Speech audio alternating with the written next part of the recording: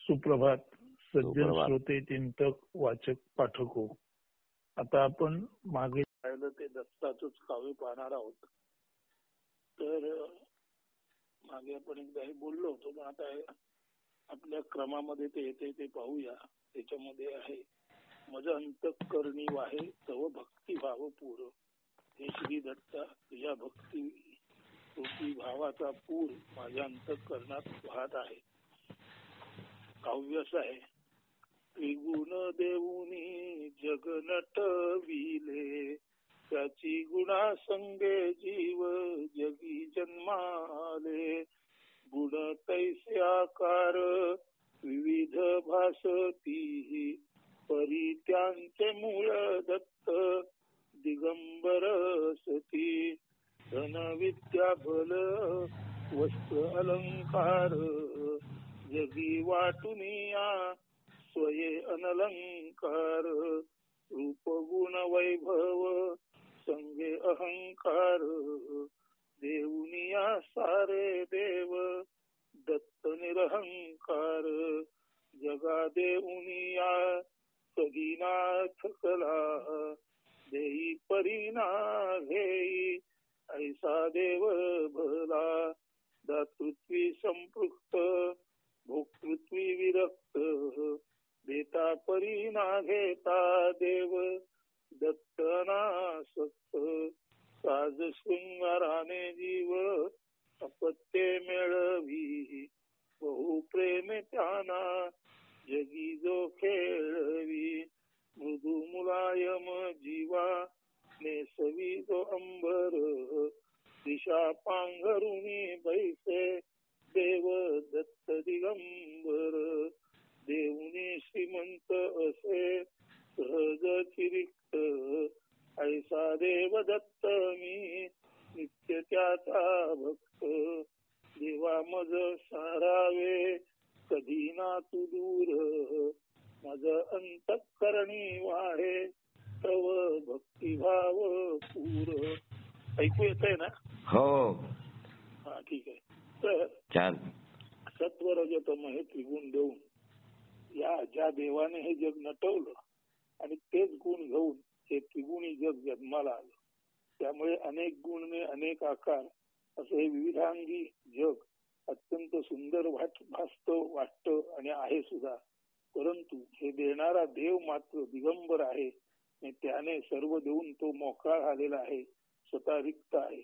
तसंच त्याने धन विद्या बल वस्त्र अलंकार सर्व जगाला दिलं आणि स्वतः मात्र अनलंकृत दिगंबरच्या दिगंबर राहिला. रूप गुण वैभव त्याने दिले सर्व दुनियेला आणि थोडा अहंभावही दिला. मात्र दत्त स्वतः निरहंकार, ज्याला अजिबात अहंकार नाही असा आहे, जो जगाला देऊन कधी थकला नाही, परंतु जगाला जो देतो परंतु आपण स्वतः काही घेत नाही असा हा देई परी ना घेई ऐसा देव भला आहे. देऊ सर्व देणार परंतु स्वतः काही घेणार नाही असा हा भला म्हणजे फार चांगला देव आहे. जो दातृत्वामध्ये संपृक्त आहे, दातृत्वामध्ये पूर्ण उदार आहे आणि स्वतः भोगण्याच्या पातळीला मागतो जो विरक्त आहे, असा जो देणारा सतत आहे परंतु अजिबात न घेणारा असा हा अनासक्त देव आहे. याने विविध साज शृंगार करून जीवांना किंवा जीव आणि त्यांच्या पुढच्या वंशयांना, म्हणजे खरं तर परमेश्वराचीच अपत्य म्हणजे जीव आहे, तर या दत्ताने आपली अपत्य म्हणजे जीव यांना साज शृंगाराने भूषवलं आहे आणि त्यांना अत्यंत प्रेम देऊन या जगात खेळायला आणलं आहे. इतकंच नव्हे तर मृदू मुलायम वस्त्र सुद्धा तो जीवांना देतो. मात्र स्वतः मात्र दिशा पांघरून दिगंबर राहतो, म्हणजे इतरांना वस्त्र देतो आणि स्वतः मात्र दिगंबर राहतो नव्हे. या सर्व दिशा हेच जणू काही त्याचं वस्त्र आहे. तर जो देऊन श्रीमंत आहे आणि दिल्यामुळे जो रिक्त झाला आहे असा हा जो देव आहे त्याचा मी नित्य भक्त आहे. आणि त्या कारणाने हे देवा तू मला कधी दूर सारू नकोस. मला सुद्धा देऊन श्रीमंत व्हायचं आहे पण तू घेण्याच्या पातळीला रिक्त म्हणजे अनासक्त राहायचं आहे. तर अशा या तुझ्या दिव्यत्वाचा अशा या दत्ताच्या दिव्यत्वाचा माझ्या अंतःकरणात भक्तिरूपी पूर वाहत आहे आणि म्हणून त्या देवनी श्रीमंत परी सोयेची रिक्त अशा दत्ताने मला कधी दूर लोटू नये अशी प्रार्थना येथे साधक दत्ताला करत आहे. आता पुढे एक आरती आहे, अधिक सर्व. आता ही गणपतीची आरती आहे, त्याआधी म्हणतो मग लगेच अर्थ सांगतो. या देशी नित्य राही देव गणपती, देव गणपती, तेथे कैसी येई, तेथे कैसी येई दुःख आपत्ती, देवा भाव से सदा तुझा उदात्त, तुझा उदात्त. देऊनी आलो का, देऊनी आलो का, तोची ठेवी सुखात. लोक सारे भ्रमले असती सदा द्वैतात, सदा द्वैतात. मी तू पणी सारे, मी तू पणी सारे, फसती अहंकारात. अहंकार पोल सारा दाखवी जना, दाखवी जना. तुझे कृपे वसो, तुझे कृपे वसो, रुजता त्यांचे मना. बलधन सत्तायासी महत्व जरी, महत्व जरी. सार्थ ते वाठरे, सार्थ ते वाठरे, देवा करुणांतरी. एका करुणे विना येई जडत्व सारे, जडत्व सारे. झाडूनिया त्यासी, झाडूनिया त्यासी, उजळीलो कांतरे. नाही रुजिता प्रेम करुणा मनात जरी, मनात जरी. तरी देव देव, तरी देव देव, बोल का फुकासे करी. देवा आता सरो सारे सोंग ढोंग, सोंग ढोंग. हृदयी अमते वसो, हृदयी अमते वसो नित्य प्रेमा, हृदयी अमते वसो नित्य प्रेम आनंद. कोटी सूर्या परी तुझे अगाध तेज, अगाध तेज. निर्विघ्न तू करशी, निर्विघ्न तू करशी, सदा भक्तांचे काज. वक्रतुंड महाकाय लंबोदरससी, लंबोदरससी. नम्रत्वाने वंदे, नम्रत्वाने वंदे, नारायण तो पायासी. तव भक्ती भाव हित एकची आस, एकची आस. पुरवी मनोरथ, पुरवी मनोरथ, तुझा भक्ताना ध्यास.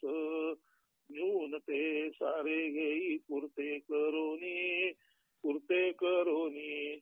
अधिक सरो आता, अधिक सरो आता, माता तव चरणी. तर इथे गणपतीची प्रार्थना करताना म्हटलेलं आहे की जिथे देव गणपती असतो त्या देशामध्ये प्रदेशामध्ये दुःखापत्ती येऊच शकत नाही.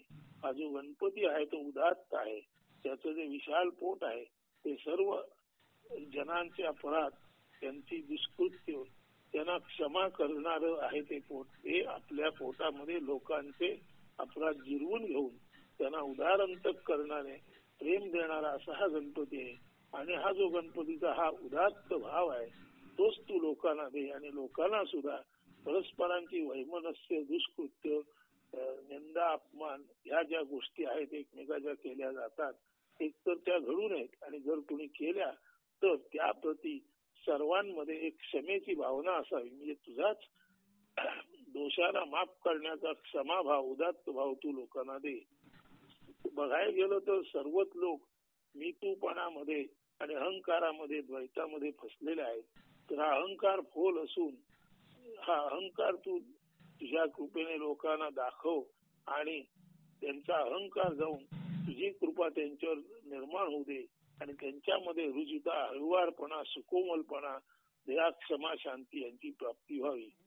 बल असो, धन असो, सत्ता असो यांना जरूर महत्व आहे, परंतु एका मर्यादेनंतर शक्तीला, संपत्तीला आणि सत्तेला महत्व नाही.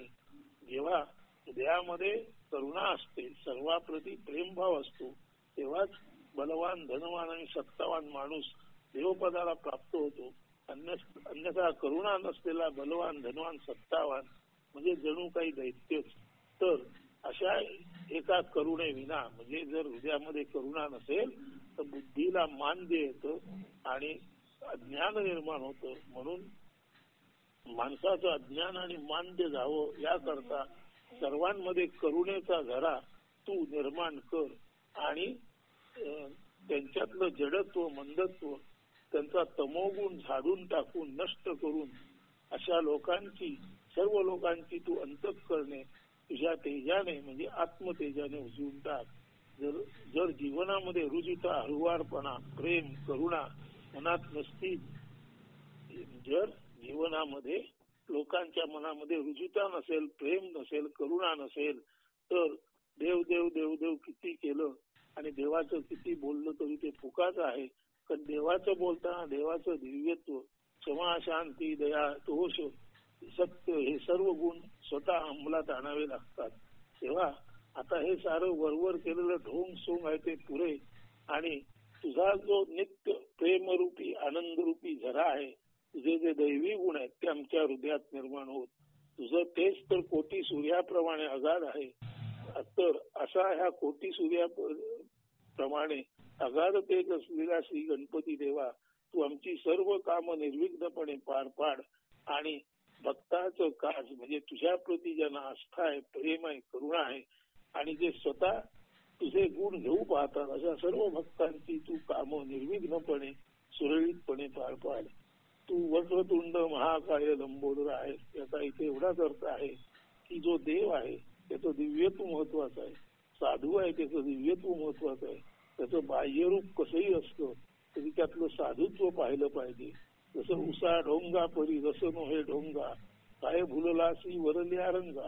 ऊस जरी वेडा वाकडा असला तरी त्यातला रस मधुर असतो. त्यामुळे वरच्या रूपावर जाऊ नये अशा अर्थाने हा जो गणपती देव आहे ती जाणीवपूर्वक काया वर्णन करताना त्याला वक्रतुंड महाकाय लंबोदर असं म्हटलेलं आहे. तसं बघायला गेलं तर वाकडं तोंड झाल्यानंतर स्थूल असलेलं शरीर आणि एकंदरीत सुटलेलं पोट अशी व्यक्ती कोणी बघितली तर त्या व्यक्तीबद्दल निश्चितच एक तिरस्कार निर्माण होतो. पण असं असू नये. कोण बाह्य रूपाने कसाही असेल, ऊस बाह्य रूपाने जरी वेडा वाकडा असला तरी अंतःकरणात रसमाधुर्य त्याचे असू शकतो. तसंच ज्ञानी माणूस संत माणूस हे वक्रतुंड महाकाय लंबोदर असं गणपतीप्रमाणे बाह्य दिसायला जरी कुरूप असले विद्रूप असले अष्टावक्र 8 ठिकाणी जरी वाकडे होते असे म्हणतात तरी त्यांचं ज्ञान होतं आत्मज्ञान होतं ते इतकं लखलखित होतं की अशा अष्टावक्रांना सुद्धा खऱ्या अर्थाने महामुनी म्हणून गौरवलं जातं. नवे अष्टावक्र गीता ही भगवद्गीतेपेक्षा सुद्धा वरच्या दर्जाची समजली जाते. याचं कारण एवढंच आहे की बाह्य रूपाला वेशाला महत्व आहे, अंतरीच्या आत्मज्ञानाला महत्व आहे. अशा अर्थी वक्रतुंड महाकाय लंबोदर ही दुसरी तिसरी काहीच नसून ते आत्म्याचं बाह्य रूप आहे. परंतु आत्म्याचं अंतरंग म्हणजे एखाद्या स्वच्छ माळावरच्या लख सूर्यप्रकाशासारखं उजळणं असतं हे इथे लक्षात घ्यायचं आहे. तर अशा या आत्मज्ञानाने संपृक्त असलेल्या गणपती देवतेबाबत केवळ आणि केवळ भक्तिभावच आमच्या हृदयात असावा ही एकच आस बाळगलेली आहे. आणि असा आत्म्याबद्दल ज्याच्याजवळ भक्तिभाव आहे ज्याच्याजवळ आस आहे त्याचं मनोरथ आत्मा निश्चितच पुरवतो. त्यामुळे म्हटलेलं आहे तर हे गणपती ह्याबद्दल आमच्या मनात जो भक्तिभाव आहे तो खराखुरा आमचा भक्तिभाव म्हणजे आत्मप्रेम आहे. अशा आत्मप्रेमी माणसांचे मनोरथ तू निश्चितच पुरवशील आणि पुरव अशी विनंती केलेली आहे. आणि एवढं करून ही आरती म्हणताना जर काही कमी जास्त झालं असेल, जर काही उणदुर झालं असेल, दोष झाले असतील तर जे न्यून आहे ते आरती रचणाऱ्याचं आहे आणि अधिक आहे ते भगवंता तुझा आहे. म्हणून या नारायणाचं न्यून तू पूर्त करून घे आणि जे काय अधिक असेल ते त्याने जर काही अधिक बोललं असेल अहंकाराने बोललं असेल तर त्याचं न्यून पूर्त कर आणि अहंकाराने बोललेलं असं जर त्याचं काही असेल तर त्याला माफ कर. आणि शेवटी अधिक सरो आता माथा तो चरणी तर न्यून पूर्त करून घे आणि अधिक सर्त करून घे. हा नारायण तुझ्या पायावर माथा ठेवत आहे असं या आरतीचा अर्थ आहे. आता पुढे आहे गरजा सारे हरी हरी. आता ज्याला आपण म्हणतो नवविधा भक्ती, त्यावर एक काव्य आहे. तर प्रथम नवविधा भक्तीतल्या 9 गोष्टी कोणत्या ते बघा. पहिली भक्ती श्रवण, दुसरी कीर्तन, तिसरी स्मरण, चौथी हरिपद सेवन म्हणजे ईश्वराची चरण सेवा, 5वी अर्चन म्हणजे पूजा अर्चा, 6वी वंदन, 7वी दास्य म्हणजे देवाचे दास असल्याचा भाव, 8वी सख्य म्हणजे देवाशी मित्रता किंवा सखा भाव, आणि 9वी आत्मनिवेदन म्हणजे श्रवण, कीर्तन, स्मरण, हरिपद सेवन, ईश्वराची चरण सेवा, अर्चन, पूजा अर्चा, वंदन, दास्य देवाचे दास असल्याचा भाव, सख्य देवाशी मित्रता असल्याचा भाव, आणि शेवट आत्मनिवेदन. देवाशी असं सख्यत्व निर्माण होतं की किंवा आत्म्याशी असं सख्यत्व निर्माण होतं की साधक आणि आत्मा एकच होऊन जातात. आणि मग असा हा आत्मरूप झालेला साधक आपल्याशी जे बोलतो तेच ते आत्मनिवेदन. तो आत्म्याला निवेदन करतो हे जरी खरं असलं तरी जीव दशेला तो बाहेरून माणूस दिसला तरी आतून तो आत्माच असतो. आणि आत्म्याशी एकरूप झालेला जीव म्हणजे शिवाशी एकरूप झालेला जीव म्हणजे शिवच असतो. अशा वेळेला जो माणूस बोलतो जीवाचा शिव झालेला तो दुसरं काही नसून आत्माच आत्म्याशी बोलतो, त्याला आत्मनिवेदन म्हणतात. तर आत्मनिवेदन म्हणजे हृदयीचा भाव, अंतरीचा बोल देवाला ऐकवणे म्हणजे जीवाने आपल्या हृदयातला सद्भाव, आपल्या मनातील अत्युच्च भावना खरं बघायला गेलं तर आपल्यालाच आत्म्यालाच ऐकवणे, अशी ही 9 विधा किंवा 9 प्रकाराने केलेली भक्ती ईश्वरापर्यंत पोचली, सत्यत्वाने अर्पण केली गेली की सर्वत्र हरी किंवा विष्णूचेच दर्शन होते. आता हा हरी रस्व उच्चारला जसे हरी की त्याचा अर्थ नष्ट करणारा, शून्यता देणारा, निर्गुण निराकार असा होतो. म्हणून हरी हरी हा जिथे दीर्घ उच्चार आहे तिथे भगवंताचं दर्शन म्हणजे तिथे सगुण साकार विष्णू, आणि हरी हरी म्हणजे निर्गुण निराकार शून्य ब्रह्म पूर्ण ब्रह्म सत्तेचा निर्देश केला आहे. त्यामुळे 2 वेळा हरी म्हटलेला आहे. पहिल्यांदा हरी विष्णू अशा अर्थी, दुसऱ्यांदा हरी निर्गुण निराकार ब्रह्म अशा अर्थी. ते ध्यानात घेऊन वरील 9 विधा भक्ती व त्यासोबत दिलेला हरी व हरी जागर करावा. प्रथम दीर्घ व नंतर ह्रस्व उच्चारावे. तर आता पुढे ऐका नीट.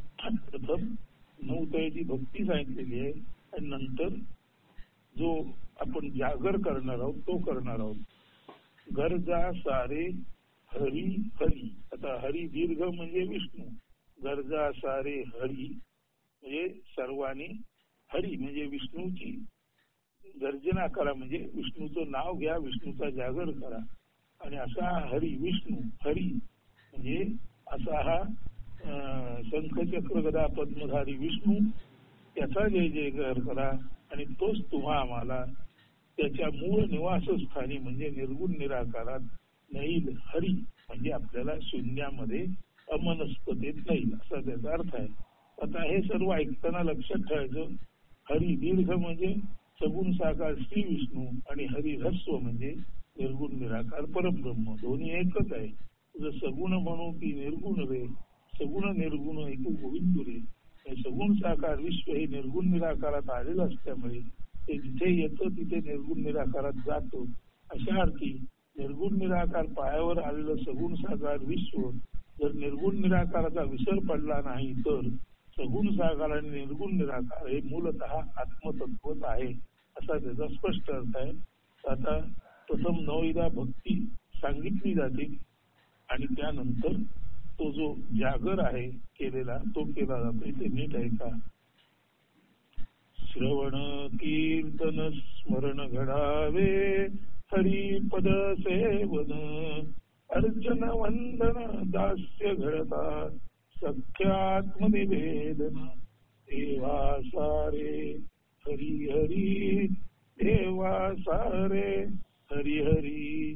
कानी गुंजन हरी नाम, मुखी उमटे हरी नाम, अंतरी आठव हरी नाम, पद सेवनी हरी नाम, पूजनी वंदनी हरी नाम, दास्यत्वी हरी नाम, सख्यत्वी हरी नाम, आत्मनिवेदनी हरी नाम हरी हरी मज नाम मी मग माझे हरी हरी तू तुझ तू दे हरी हरी आता उरे हरी हरी केवल सारे हरी हरी सर्वांतरी हरी हरी सर्व बाह्य हरी हरी ज्ञात सारे हरी हरी अज्ञात चिते हरी हरी सर्वाकार हरी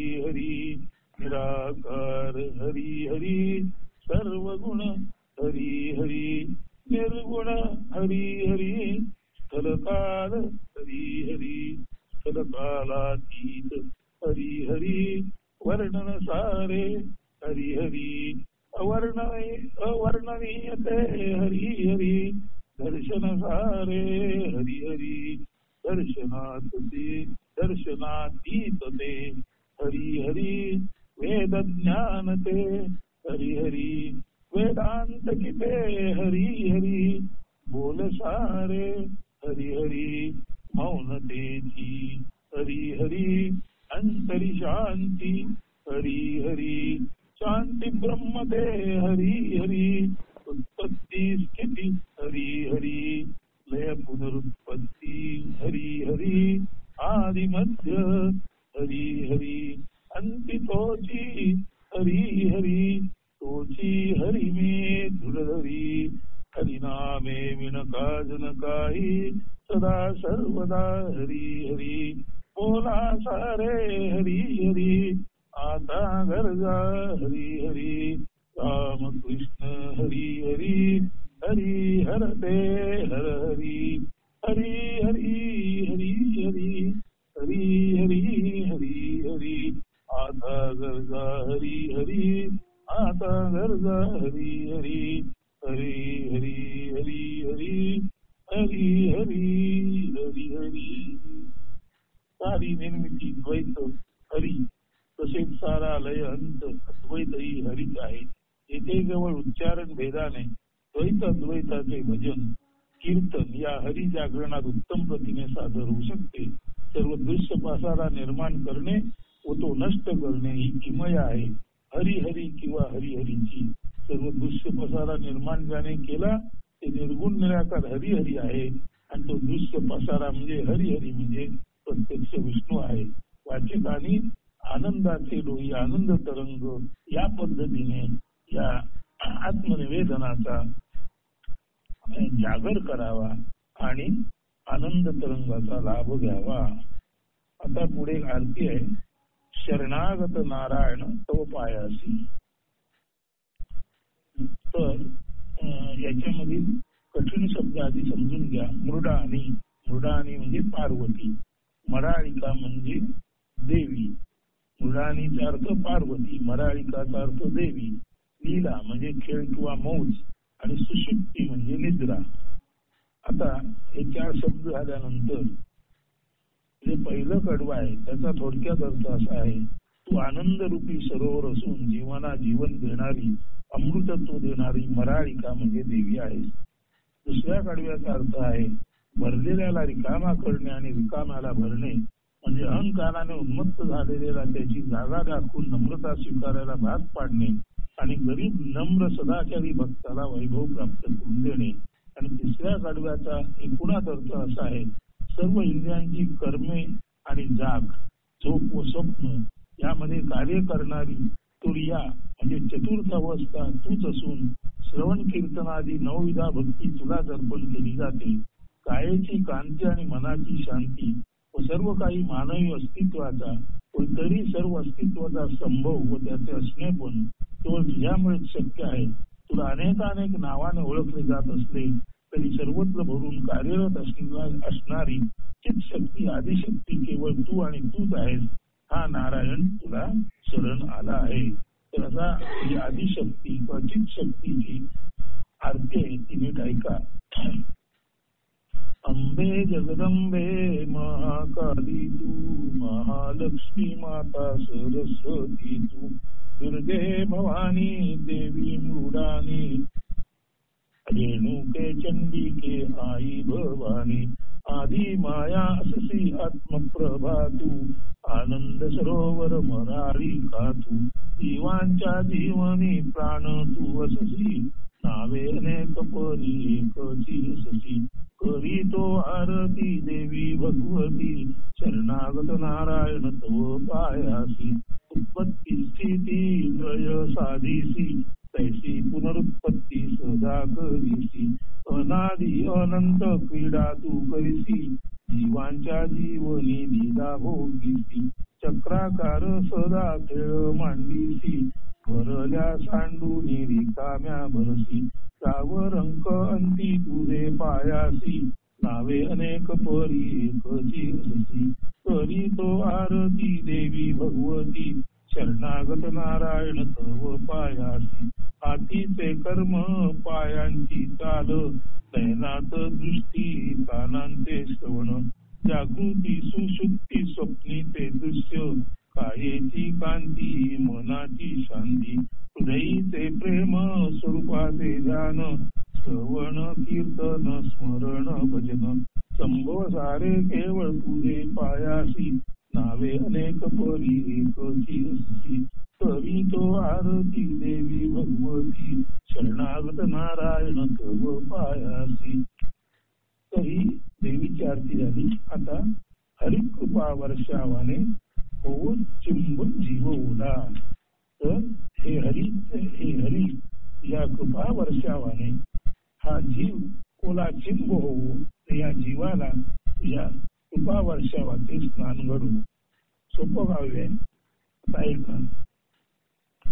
जरी तुझ हृदयीना भक्तांची करुणा व्यर्थ उगा म्हणताती तुझ वैकुंठीचा राणा सत्यशील तुझे भक्त पडती जरी आपत्ती भक्त कैवाचे ब्रीद आता सोडी श्रीपती तुझ लागी सोडून सारे तुझ पाशी भक्त येती जरी ठावना त्या देशी कैसा कैसा लक्ष्मीपती लोक संग टाकुनी भक्त धरण्या येते दिव्य संग तरी हृदय नादरीसी तिला जरा तू श्रीरंग ज्ञाना एका चोखा तुका नामा मुक्त जना बहिणा गाती ब्रीत देती वाई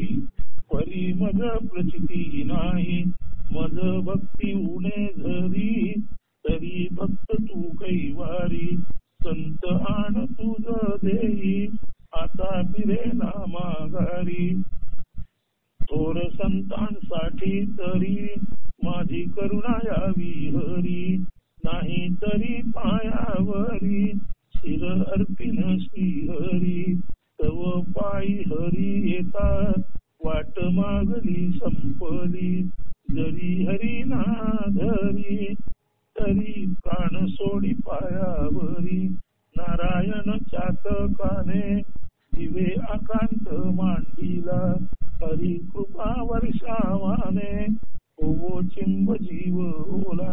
तर हा नारायण रूपी चातक आहे. त्याने हरी कृपा वर्षावासाठी आकांत मांडला आहे आणि तो म्हणत आहे की भगवंता तुझ्या कृपेच्या वर्षावाने मी धन्य धन्य व्हावे. माझं संपूर्ण अंग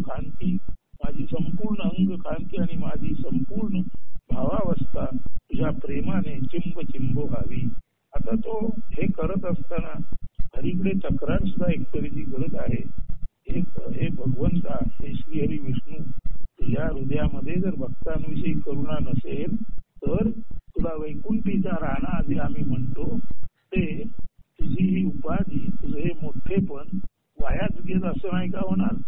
जर सत्य हेच शील असलेले असे सत्यव्रती सत्य मार्गी तुझे भक्त जर आपत्तीत पडत असतील आणि त्यांना तू जर सोडवत नसतील तर तू भक्ताचा कैवारी आहेस.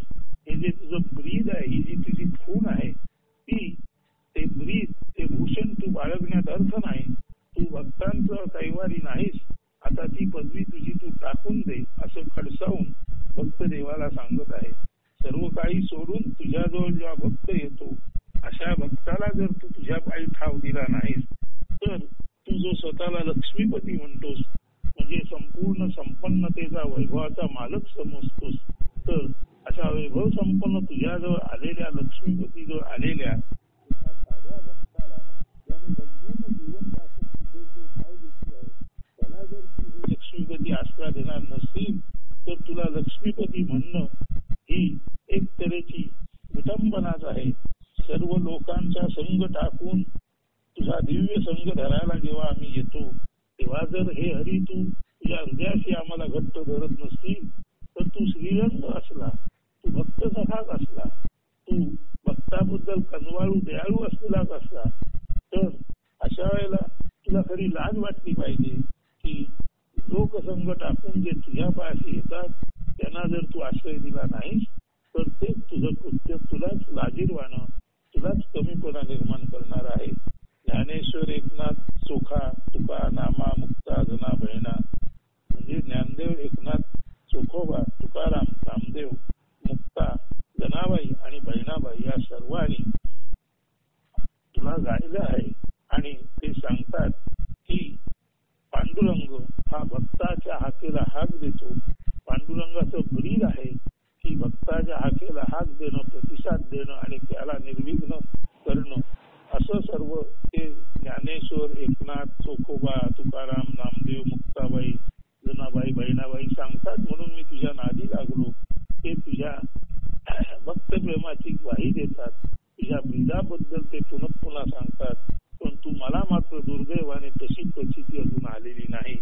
हरकत नाही, जरी माझ्या भक्तीमध्ये काही उणं असं काही कमतरता असली त्या कारणाने तू माझा काही वार घेत नसतील, परंतु ज्या संतांनी तुझं ब्रीद गायलेलं आहे, ज्या संतांना स्मरून मी तुझ्याकडे आलेलो आहे त्यांच्या पायाची शपथ तुला आहे की त्यांच्यासाठी तरी तू या भक्तावर ज्याच्या भक्तीमध्ये अजून थोडंफार काही ना काही उणं आहे तरी सुद्धा तुझ्याबद्दल खात्री दिलेल्या शाश्वती दिलेल्या अत्यंत महनीय वंदनीय वारकरी संतांना स्मरून मी तुझ्याकडे आलो आहे. त्यामुळे माझ्या भक्तीतलं जे गुण आहे ते तू जरूर पुरं करून घे.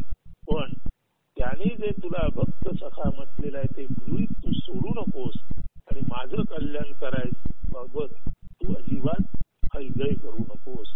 म्हणून थोर संतांसाठी तरी माझी करुणा यावी हवी. तर अशा या थोर संतांसाठी तरी माझी तुला करुणा आली पाहिजे. आणि जर ती आली नाही तर हा नारायण म्हणत आहे, हे श्रीहरी तुझ्या पायावर मी माझं शिर अर्पण करीन. एकदा मी पाठी संसार टाकून तुझ्याकडे आलो आहे, त्यामुळे तो पायी हरी येता वाट मागली संपली. मागचा संसार खुडून नष्ट करून मी तुझ्याकडे आलेलो आहे. आता जर तूही मला आश्रय दिला नाहीस, जरी हरिना धरी प्राण सोडी पायावरी, तर पाठची वाट बंद केलं आणि तुझ्याकडे आलेला मी जर तू मला शरण दिलं नाहीस तर तुझ्या पायावरच मी प्राण सोडीन. असं म्हणत म्हणत या नारायण रूपी चातकाने जीवाच्या आकांताने परमेश्वराची प्रार्थना केली आहे आणि हरिकृपा वर्षावाने आपला जीव धन्य धन्य व्हावा असं तो म्हणत आहे.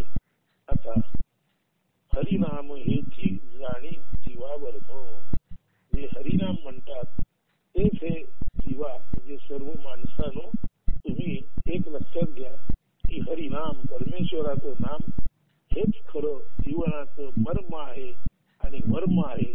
जीवनाचा खरा मार्ग हरिनाम परमेश्वर भक्ती हाच आहे. ऐका, हरिनाम हेची जाणी जीवा मर्म, नाही तरी तुझा जाई व्यर्थ वाया जन्म. बालपण खेळण्यात खोल जाई तुझे, तरुणपणी भोगी भोग नाही हरी योग. लाविला शरीरी मनासी तू रोग, भोग भोगिलेसी तूच आता भोगिता ती भोग. व्यसनी गुंतीसी संसारी कुंतीसी, हरिनाम कधी कंठी ना धरीसी. तुषाक्षुधा कधी पुरी ना होतसे, जाणण्या तुझ पाशी भोगी वेळ नसे.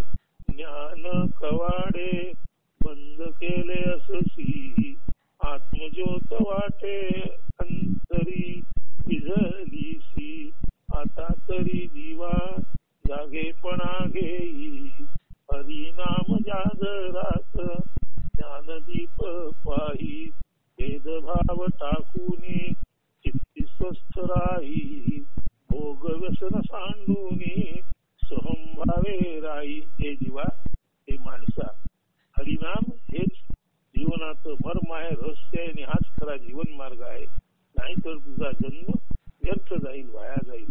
बालपण खेळण्यात गेलं आणि तरुणपणी भोग भोगत बसलास. त्यामुळे हरीचा योग, परमेश्वराचा योग तुला कधी आलाच नाही.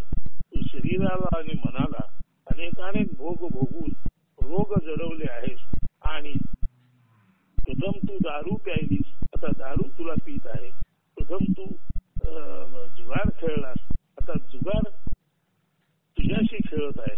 तर प्रथम माणूस भोगांशी खेळतो आणि नंतर भोग भोगून त्याचं शरीर एवढं जर्जर होतं, मन एवढं कष्ट होतं, व्यथित होतं की नंतर ताकद नसली तरी सुद्धा पुन्हा तो त्या व्यसनाच्या मार्गावर जातो. म्हणून शरीर मनाला तू आधी वेगवेगळे भोग लावलेस आणि आता शरीर मन थकलं तरी भोगाची आसक्ती संपत नाही. प्रथम तू भोग भोगलेस, आता भोग तुला भोगतायत, म्हणजे तुझ्या शरीर आणि मनाचा नाश करतायत. व्यसनात गुंतून आयुष्यभर संसारामध्ये कसा बसा कुंतत तू जीवन केलंस, जीवन जगलास. जर व्यसनात न गुंतला नसतास तर संसारामध्ये गुंतायची, संसारामध्ये रटकुंडीला येण्याची वेळ आली नसती. मात्र त्यासाठी तू हरिनाम कंठामध्ये कायम धरणं आवश्यक होतं. तुझ्या लक्षात कसं येत नाही की तुझ्या सुद्धा कधी पुरी ना होत असे, तहान आणि भूक ही कधीच पुरी होत नाही. हे तुझ्या लक्षात कसं येत नाही? त्याचं कारण तहान आणि भूक सर्व भोग भागवण्यामध्ये तू इतका बेधुंद होतास की तहान आणि भूक कधी पुरी होत नाही, भोग कधी संपत नाही हे जाणण्याला तुझ्याजवळ वेळच नव्हता. पण तुझा संपूर्ण वेळ तू भोगामध्ये घालवलास. जणू काही तुझं आत्मज्ञान जे आहे ते तू बाहेरच्या भोगरूपी कवाडाने, भोगरूपी अडसराने किंवा भोगरूपी ज्याला आपण म्हणतो पडद्याने झाकून टाकलं होतंस. आणि त्यामुळे प्रत्येकाच्या आतमध्ये जो आत्मा असतो, आत्मज्योत असते, ती जणू काय विझली. तुझ्याजवळ आत्मज्ञान नाही अशी तुझी अवस्था झाली. खरं पाहता सर्वाभूती भगवंत, म्हणजे सर्वांमध्ये आत्मा आणि आत्मज्योत, आत्मज्ञान असते. तरी सुद्धा तू भोगामध्ये गुंतल्यामुळे तुझं ज्ञान जे आहे ते बंदिस्त झालं होतं. तेव्हा आता तरी हे जीवा जागा हो आणि हरिनामाचा जागर करत करत आत्मज्योत, आत्मज्ञान प्राप्त करून घे. भेदभाव टाक, चित्तामध्ये शांत समाधानी राहा आणि केवम सोहम हौसो या भावामध्ये तू कायम स्वरूपी हरिभक्त परायण होऊन राहा.